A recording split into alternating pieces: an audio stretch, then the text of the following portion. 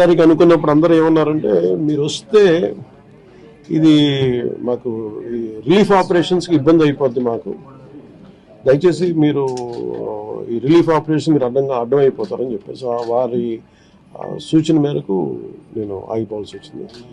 ఇప్పుడు కూడా ఒకసారి వాళ్ళ నిర్ణయం తీసుకొని టేక్ వెళ్తే అది సహాయపడాలి, కానీ మళ్ళీ ఇంకొక కేయాటిక్ మీకు తెలుసు. అందుకని దాన్ని దృష్టిలో పెట్టుకుని కొంచెం చట్టపాయిస్తున్నాను. అంత లేదు, కొంచెం ఇబ్బంది లేదంటే ముందు మెయిన్ అధికారులు పాపం గత 72 గంటల నుంచి వాళ్ళు నలిగిపోతాను నిద్రాహారాలు లేకుండా. సో వాళ్ళని దృష్టిలో పెట్టుకొని మళ్ళీ నేను వెళ్ళి అది సహాయపడాలి, కానీ మళ్ళీ అది అదనపు బరువు అయితే మళ్ళీ రెస్క్యూ ఆపరేషన్స్ ఇబ్బంది కలగకూడదని చెప్పి నేను దాన్ని దృష్టిలో పెట్టుకొని నేను స్వయంగా నేను పర్యవేక్షిస్తాను.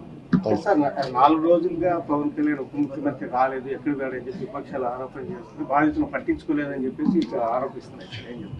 ఫిజికల్గా మీకు కనిపించడం పద్ధతి అంటే వాళ్ళు ఏమనుకుంటారు, నేను బోట్ వేసుకొని రెస్క్యూ చేయడం కుదరదు కదా, ఆ బాధ్యత లేకుండా అది ఏంటి అనాలి కాబట్టి అంటే తప్ప ఎంటైర్ మీరు చూస్తే మా పిఆర్ మెషినరీ, మన పిఆర్ పంచాయతీరాజ్ మెషినరీ మొత్తం ఎంటైర్ వర్క్ చేస్తాం మా సైడ్ నుంచి.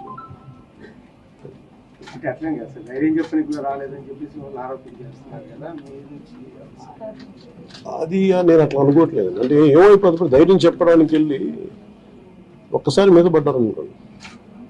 పరిస్థితులు ఎలా ఉన్నాయంటే ఇప్పుడు నేను మొన్న పింఛడానికి దీనికి వెళ్ళాను. నేను వెళ్ళి సహాయ కార్యక్రమం అంటే నేను ఒక ప్రత్యేకమైన పరిస్థితిలో ఉన్నాను, అది నేను అర్థం చేసుకోవాలి.